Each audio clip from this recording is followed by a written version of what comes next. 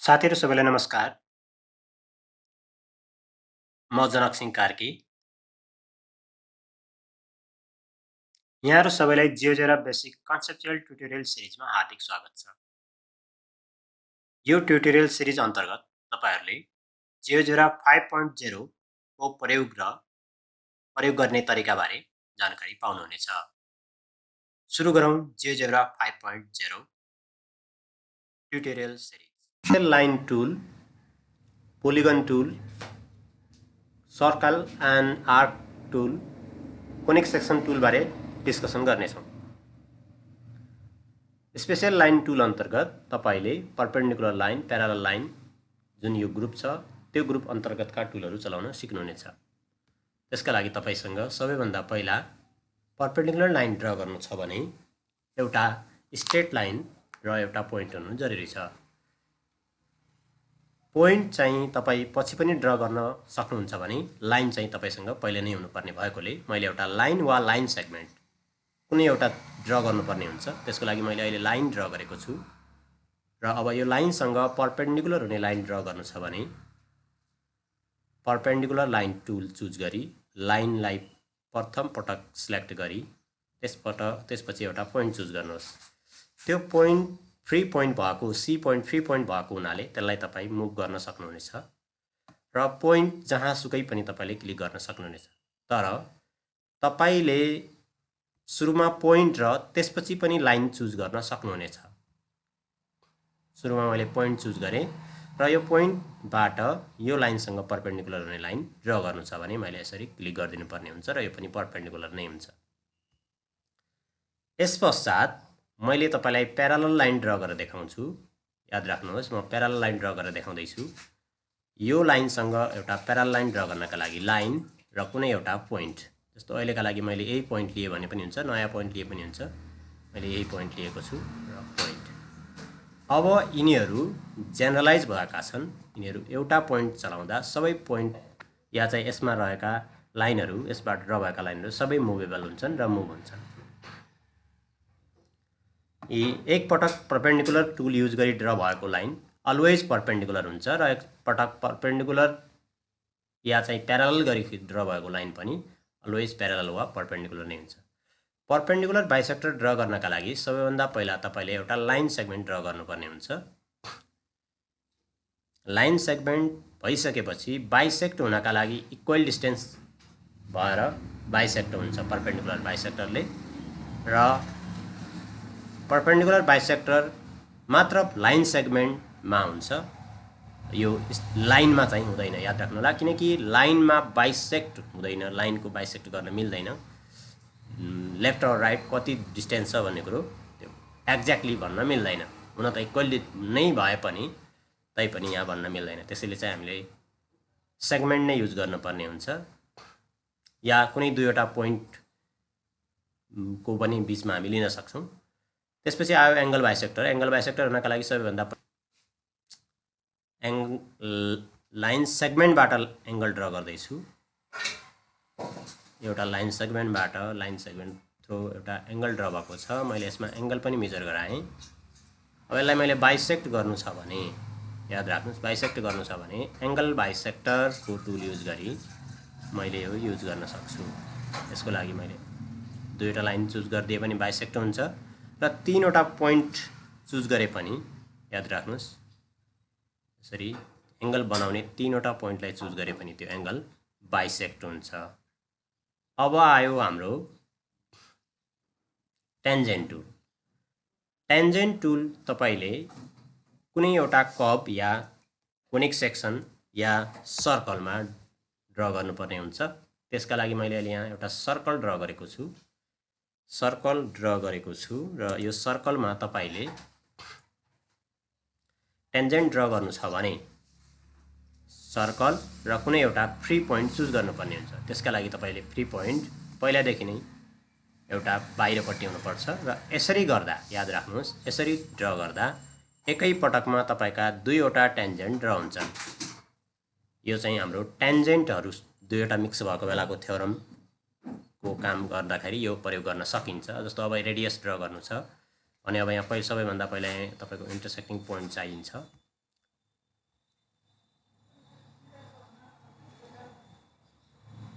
यतापट्टि intersecting point भएको छ, यता पनि इन्टरसेक्टिङ पोइन्ट।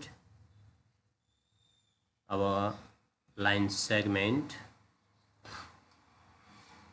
यिनीहरूले रेडियसको काम गर्दैछ, ध्यान दिएर हेर्नु होला, रेडियस। अब कुनै एउटा मात्रै तपाईलाई टेन्जेन्ट चाहिएको हो भने तपाईले यसको सर्कमफ्रेन्समा एउटा पोइन्ट ड्र गर्नुपर्ने हुन्छ। एउटा पोइन्ट ड्र भएपछि त्यसपछि टेन्जेन्ट टुलको प्रयोग गरी कर्व र त्यही पोइन्टलाई क्लिक गर्दा यसरी एउटा मात्रै टेन्जेन्ट ड्र गर्न सकिन्छ। धेरै जसो थ्योरममा हाम्रो एउटा मात्रै टेन्जेन्ट पनि गर्नुपर्ने हुन सक्छ। त्यो अवस्थामा हामीले सर्कमफ्रेन्समै या चाहिँ त्यसको लोकसमै टेन्जेन्ट ड्र गर्न सक्छौँ। जस्तै कि एउटा मैले यहाँ प्याराबोलामा एउटा टेन्जेन्ट ड्र गर्दैछु भने हेर्नुहोस् यसरी टेन्जेन्ट ड्र हुन्छ।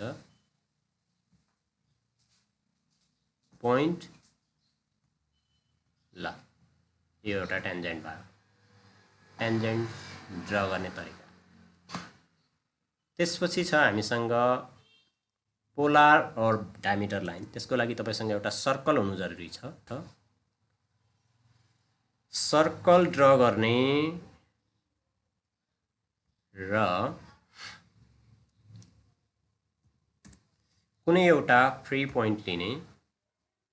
अब हेर्नुस् हामीले पोलार लाइन ड्र गर्दैछौँ। कुनै एउटा सर्कल त्यसपछि पोइन्टलाई क्लिक गर्यो भने हाम्रो एउटा यो पोइन्टको आधारमा हामीसँग एउटा पोलार लाइन ड्र हुन्छ, अर्थात् डायमिटर लाइन ड्र हुन्छ। यो पोलार लाइन भनेको जति सेन्टरको नजिक लग्यो त्यो पोलार लाइन त्यति नै टाढा जान्छ र सेन्टर नजिकै पुग्दाखेरि त्यो इन्फिनिटीमा पुग्छ। र यो पोइन्टलाई सर्कलभन्दा बाहिर, सर्कलको सर्कमफ्रेन्सभन्दा बाहिर लगेर इन्फिनिटीमा पुर्यायो भने त्यो पोलार लाइन सेन्टरबाट पास हुन्छ। सेन्टरबाट पास हुन्छ, याद राख्नुहोस्। इन्फिनिटीमा पुगेपछि मात्रै सर्कलबाट पास हुन्छ, अन्यथा हुँदैन। त्यसपछि हाम्रो आयो best fit line.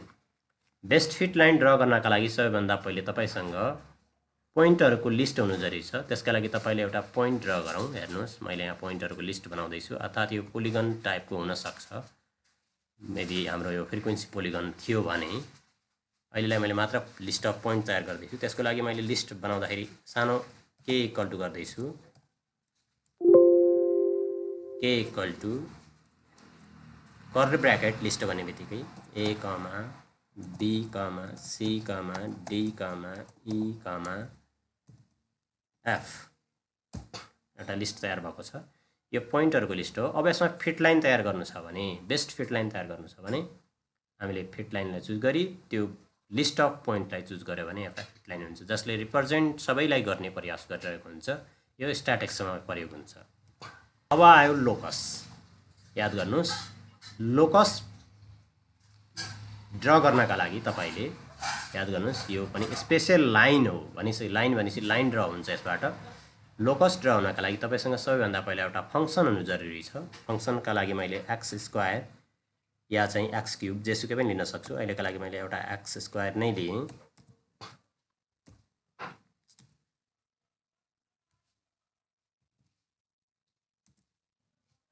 Okay, x square. अब यसमा कुनै एउटा पोइन्ट डिफाइन गरौँ। हेर्नुस् मैले यहाँ पोइन्ट एउटा टक्क पारेर यो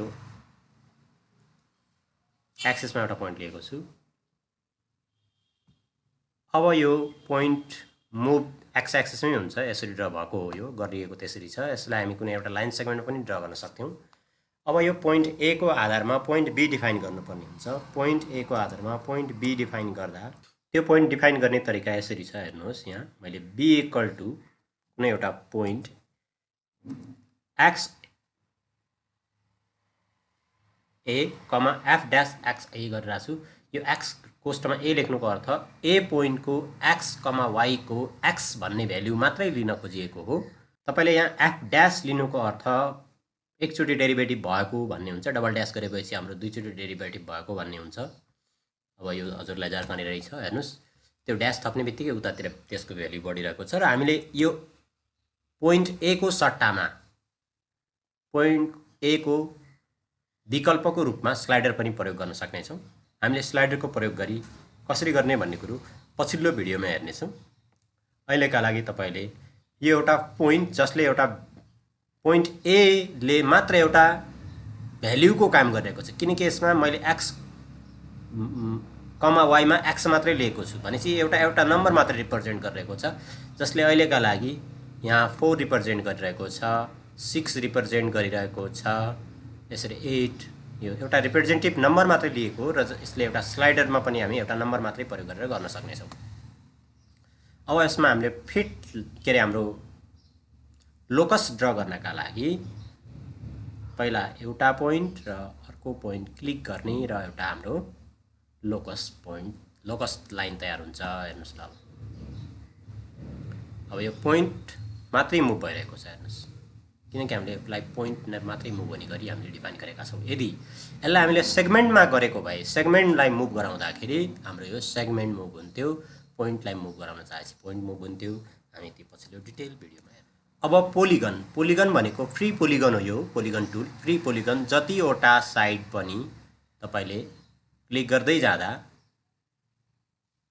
फ्रीली ड्र गर्न सक्नुहुनेछ। पोलिगन टाइपको फिगर बनाउनु पर्ने हुन्छ, प्यारालोग्राम, स्क्वायर, रेक्टेंगल या चाहिँ ट्रायंगल, पेन्टागन, एभ्रिथिङ जे पनि हुन सक्छ। हाम्रो लाइन सेगमेन्टहरू युज गरेर बन्ने फिगर प्रयोग बनाउनका लागि हामीले पोलिगन टुल युज गर्नुपर्ने हुन्छ र पोलिगन टुल युज गर्नेछौँ।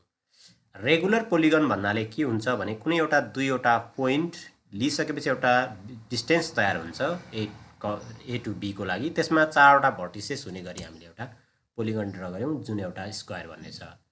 अब यसै गरी हामीले अर्को एउटा मानौँ रेगुलर पोलिगन ड्र गर्नु छ भने इजिली 6 साइडेड रेगुलर पोलिगन मतलब हेक्सागन।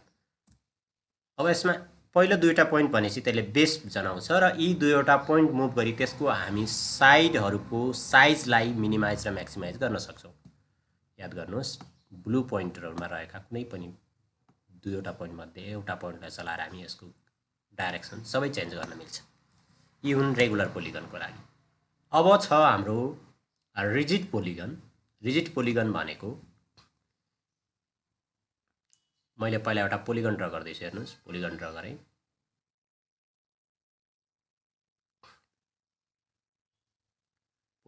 गरेँ। अब मैले यसमा एउटा रिजिड पोलिगनको लागि यसलाई क्लिक मात्रै गरिदिनु पर्ने हुन्छ, अर्को पोलिगन तयार हुन्छ। हेर्नुहोस्, भनेको जस्ताको त्यस्तै कपी भएको पोलिगन हो।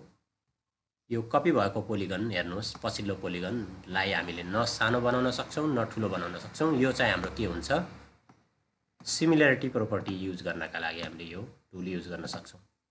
एउटालाई घटाउँदा बढाउँदा हेर्नुहोस् अर्को पनि घटबड हुन्छ। Rigid polygon.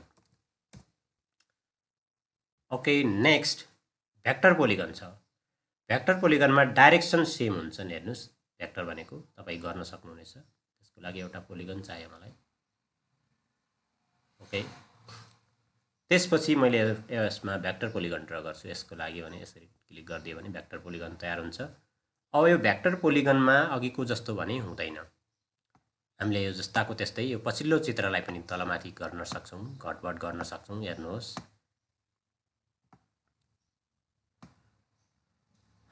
पहिलो चित्रलाई घटबड गर्दा दोस्रो चित्रलाई फरक पर्दैन, मात्र यसमा डाइरेक्सनको काम भएको हुनाले हामीले यसलाई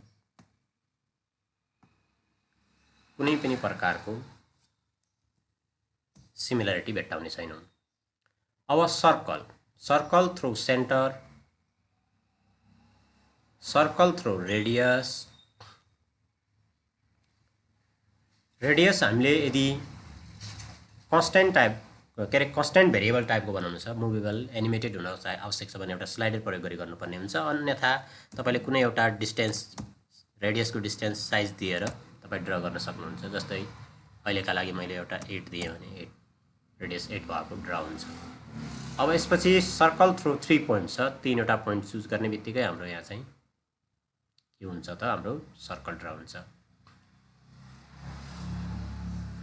ल हेर्नुहोस्, यसरी सर्कल ड्र हुन्छ। अब यो सर्कलमा एउटा हामीसँग नहुने भनेको रेडियस सेन्टर हुँदैन। त्यो सेन्टर ड्र गर्नका लागि mid point or centre choose गऱ्यौँ भने यसले सेन्टर दिन्छ। आयो हामीसँग कम्पास हुनका लागि एउटा लाइन सेगमेन्ट हुनु जरुरी छ। लाइन सेगमेन्ट भएपछि यो लाइन सेगमेन्टको रेडियसकै लाइन सेगमेन्टको डिस्टेन्स जति अथवा यसको लेन्थ जतिकै साइजको रेडियस भएको, याद गर्नुहोस्, रेडियस भएको एउटा सर्कल ड्र हुन्छ। त्यो हामीलाई सेन्टर चाहिँ हामीले चुज गर्नुपर्ने हुन्छ, कुन ठाउँमा सेन्टर राख्ने भन्ने कुरो। यसरी क्लियर हो भने एउटा यो लाइन सेगमेन्टको रेडियसकै साइजको एउटा सर्कल ड्र हुन्छ। हामीले यो सेगमेन्टको डिस्टेन्स घटबड गऱ्यौँ भने, साइज घटबड गऱ्यौँ भने सर्कल पनि घटबड हुन्छ। अब सेमी सर्कल भने कुनै दुईवटा पोइन्टलाई लिने बित्तिकै सेमी सर्कल ड्र हुन्छ र यसलाई अब कम्प्लिट सर्कल बनाउनु छ भने अघि एबाट बी क्लिक गरेको थिएँ, अब बीबाट ए क्लिक गर्दा एउटा कम्प्लिट सर्कलको फर्मेसनमा आउँछ। ओके, त्यसपछि तपाईलाई सर्कुलर आर्क हुनका लागि सबैभन्दा पहिले तपाईसँग एउटा सेन्टर हुनु जरुरी छ। त्यसको लागि सेन्टर हुनका लागि आवश्यक पर्ने, याद गर्नुहोस्, सेन्टर हुनका लागि आवश्यक पर्ने, मैले सेन्टर पनि ड्र गरिसकेँ। अब सर्कुलर आर्क, सेन्टर, एउटा पोइन्ट, अर्को पोइन्ट, ल हेर्नुहोस् यो सर्कुलर आर्क भयो। यसलाई हामी घटबड गर्न सक्छौँ। सर्कुलर आर्क हेर्नुहोस् यो घटबड भइरहेको छ। म एकछिन माथिल्लो पार्टलाई हाइड गरेर देखाउँदैछु तपाईलाई, हेर्नुहोस्।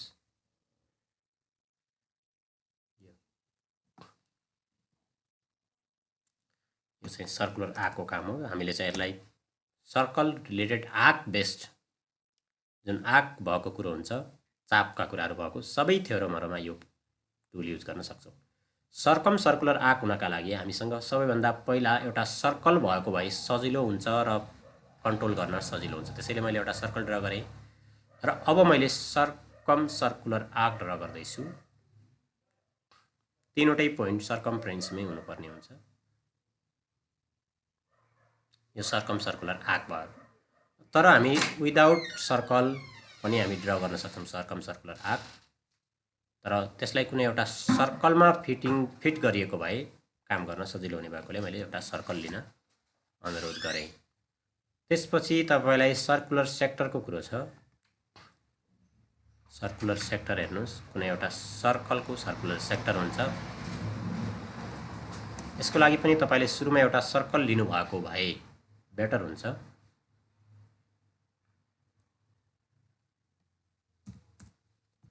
त्यसपछि तपाईले सर्कुलर सेक्टर ड्र गर्नुहोस्। त्यसको लागि सबैभन्दा पहिला सेन्टर, त्यसपछि सर्कमफ्रेन्सका कुनै दुईवटा पोइन्ट लिनुभयो भने तपाईले सर्कुलर सेक्टर भेट्टाउनु हुनेछ।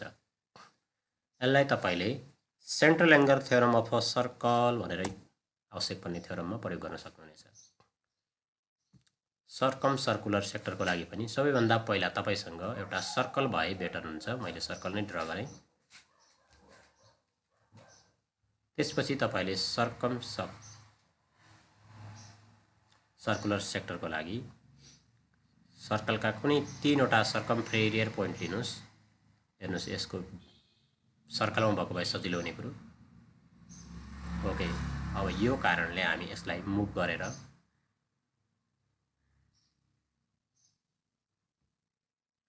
सबैभन्दा कुनै पनि काम गर्दा पहिला मुभ टुलमा जानुपर्ने हुन्छ। मुभ गर्न सक्छौँ। हेर्नुहोस् सर्कुलर सेक्टरको आकार घटबड गर्नु पर्यो भने यसरी घटबड गर्न मिल्छ।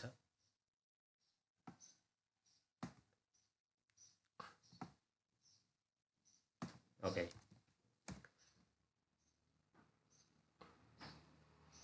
त्यसपछि इलिप्सको कुरो गर्दा इलिप्स कुनै तीनवटा पोइन्टबाट तपाईले इलिप्स ड्र गर्न सक्नुहुनेछ। Ellipse through 3 points. त्यसको लागि तपाईले सुरुमा दुईवटा फोसी क्लिक गर्नुपर्ने हुन्छ, चुज गर्नुपर्ने हुन्छ र त्यसपछि एउटा पोइन्ट जुन इलिप्सको सर्कमफ्रेन्समा हुन्छ त्यो चुज गर्दाखेरि एउटा इलिप्स ड्र हुन्छ। हाइपरबोला पनि त्यस्तै छ। हेर्नुहोस् तीनवटा पोइन्ट क्लिक गर्ने बित्तिकै हाइपरबोला पनि ड्र हुन्छ। ल हेर्नुहोस् हाइपरबोलामा पनि सेम त्यस्तै हो, इलिप्सको जस्तै। प्याराबोला सुरुमा,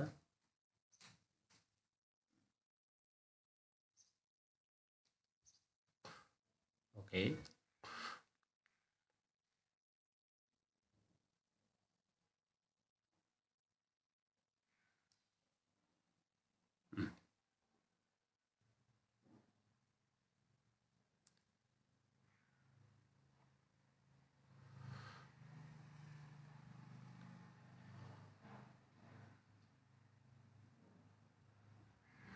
हेर्नुहोस् प्याराबोलाको लागि तपाईँले एउटा लाइन र पोइन्ट चुज गर्नुपर्ने हुन्छ। लाइन यो भयो र पोइन्ट यो हेर्नुहोस् कुनै एउटा पोइन्ट जुन पोइन्ट चुज गर्न चाहनुहुन्छ जति माथिबाट हेर्नुहोस् प्याराबोला ड्र हुँदैछ। मैले यसलाई सीमा पोइन्ट लिएँ भने एउटा सी भन्ने उसमा मेरो चाहिँ एउटा प्याराबोला ड्र भएको छ।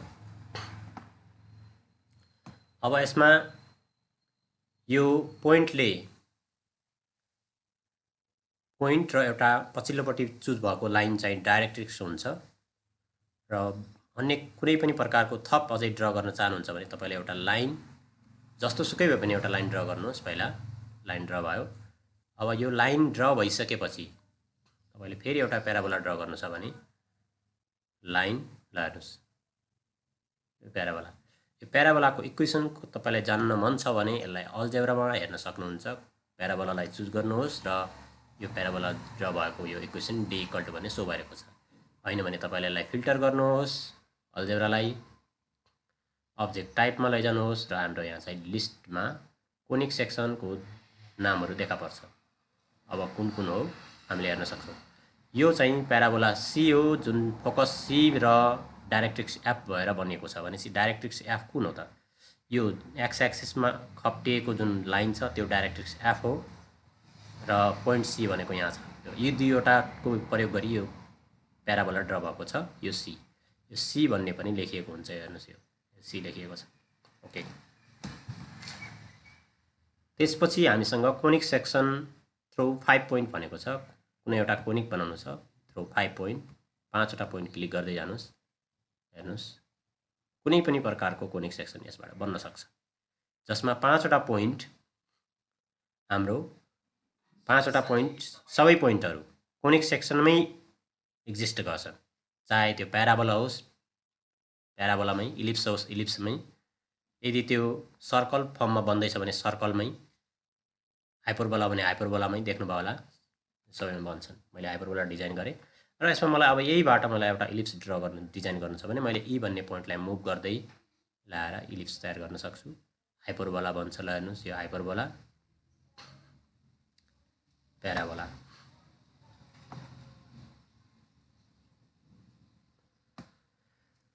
ओके,